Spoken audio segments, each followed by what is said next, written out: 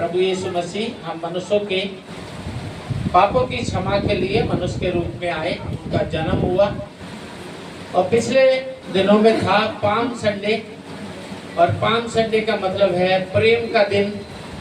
प्रभु यीशु मसीह जब हम पापियों के लिए कलवरी क्रूस पे जाने का उनका समय आया, उससे पहले का संडे को उन्होंने क्या किया, अपने प्रेम को लोगों में बांटा। तो पाम संडे मतलब प्रेम का संडे। उसके बाद पिछले समय गया गुड फ्राइडे, अच्छा शुक्रवार। गुड फ्राइडे का मतलब है हजारों साल पहले जो प्रभु यीशु हम मनुष्यों के लिए, हमारे क्षमा के लिए और हमारे उद्धार के लिए प्रभु यीशु दुनिया में मनुष्य बन के आए। और गुड फ्राइडे का मतलब है उस दिन हम सभी संसार के मनुष्य जाति के पापों के लिए अपने ऊपर ले लिया। उनने हमारी सबकी संसार की मनुष्य जाति की सजा को उन्हें स्वयं लेके और हम सबको धर्मी ठहराने के लिए जो पाप की सजा थी, जो फांसी, मृत्यु, उस बलिदान कुर्बानी को प्रभु यीशु ने मनुष्यों के ऊपर से अपने ऊपर ले लिया। यानी हमारी सजा को उनने खुद ले लिया। और गुड फ्राइडे का मतलब है सूली पे वो बलिदान हुए हम मनुष्यों के लिए, उसको कहते हैं गुड फ्राइडे।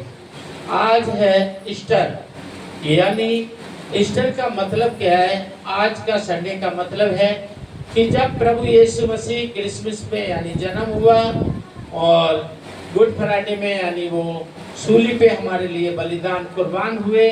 और आज का दिन है मतलब वो जब कब्र में रखे गए, तीसरे दिन वो हमारे लिए उद्धार के लिए जी उठे। तो आज का दिन का मतलब है सारे संसार के मनुष्य जाति के उद्धार के लिए प्रभु यीशु का जी उठने का दिन। तो आज का जो ईस्टर संडे का मतलब है प्रभु यीशु का जी उठने का दिन। पवित्र शास्त्रों में, हर एक पवित्र शास्त्र में प्रभु यीशु के बारे में बताया गया है कि एक प्रभु ऐसे हैं जो दुनिया में मनुष्य को पाप क्षमा करने आए और मनुष्य के पापों के लिए वो स्वयं अपने ऊपर लेके अपने आप को कसूरदार बना के मनुष्यों को बचाने के लिए बलिदान हुए और फिर उनके लिए कब्र में रखा गया और वो तीसरे दिन जी उठे और सदा सर्वदा के लिए जी उठे।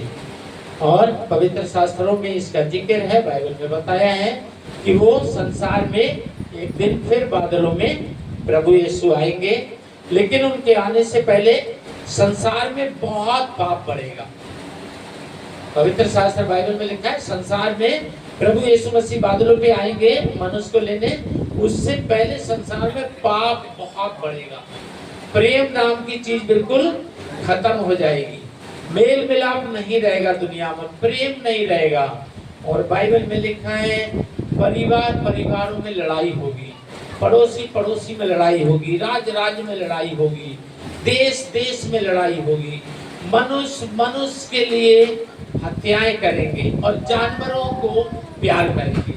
इतना बुरा दिन आ जाएगा, भूडौल आएंगे, भूकंप आएंगे, अकाल होगा, महामारी होगी, बेरोजगारी होगी, भूखमरी होगी, यहाँ तक कि इंसान इस हालात में पहुंच जाएगा जमीन पे कि इंसान को खाने के लिए मजबूर हो जाए।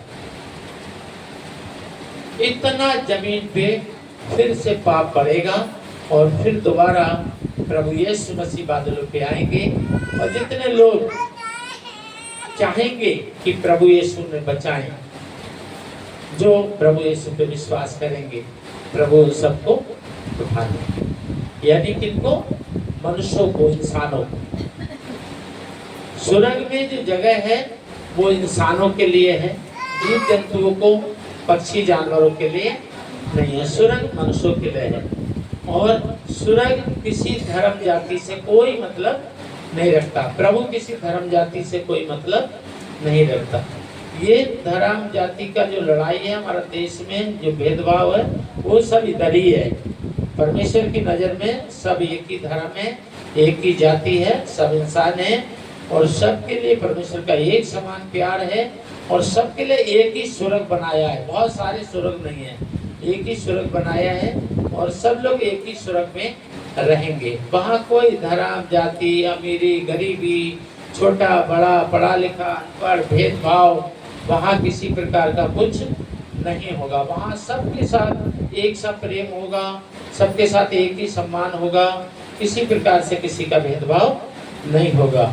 तो आज ईस्टर है, ईस्टर का मतलब है यीशु प्रभु के जी उठने का दिन। तो प्रभु यीशु के जी उठने की ये शुभकामना यीशु मसीह के नाम से आप सबको प्रभु के जी उठने की बधाई, मुबारकबाद। और निशांत जी को भी और हमारे बीच में आए हैं, इसके लिए बहुत ही बहुत धन्यवाद। अमन आएंगे और आके उनके लिए मैं चाहूँगा पगड़ी पहना के स्वागत करें, क्योंकि आज पहली बार यीशु मंदिर में आए हैं वो।